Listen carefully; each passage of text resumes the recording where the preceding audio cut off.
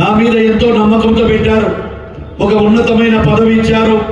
రాష్ట్రంలో 2-3 స్థానాలలో ఉన్నటువంటి పదవిని నాకు ఇచ్చినందుకు ఈ సభ ద్వారా, నా నియోజక ప్రజల ద్వారా, నీ యొక్క జిల్లా ప్రజల ద్వారా చంద్రబాబు గారికి శిరస్సు వచ్చి నమస్కరిస్తూ వారికి ఈ యొక్క ప్రజల తరపు నుంచి, నా తరపు నుంచి కూడా ప్రత్యేకమైనటువంటి ధన్యవాదాలు. లోకేష్ బాబు గారికి, నారా చంద్రబాబు నాయుడు గారికి కూడా ధన్యవాదాలు తెలియజేస్తా ఉన్నాను. అదేవిధంగా గతంలో ఎక్కడికైనా పోవాలంటే తల దించుకొని ఎక్కడికైనా పోతే మనకి ఎక్కడ కింద పడతామో కూడా తెలియని పరిస్థితి. అటువంటిది చాలా వరకు ఇప్పటికే R&B ద్వారా జరిగినటువంటి రోడ్లలో పార్ట్ హోల్స్ కూడా, ముఖ్యంగా నా జిల్లాకు చాలా మంది కూడా మా ఫ్రెండ్స్ కూడా అంటా ఉన్నారు, ఏమన్నా నీకు స్వార్థం పెరిగిందని. ఎస్, ఖచ్చితంగా నా జిల్లా వాసులకు నాకు స్వార్థం ఉంటుంది.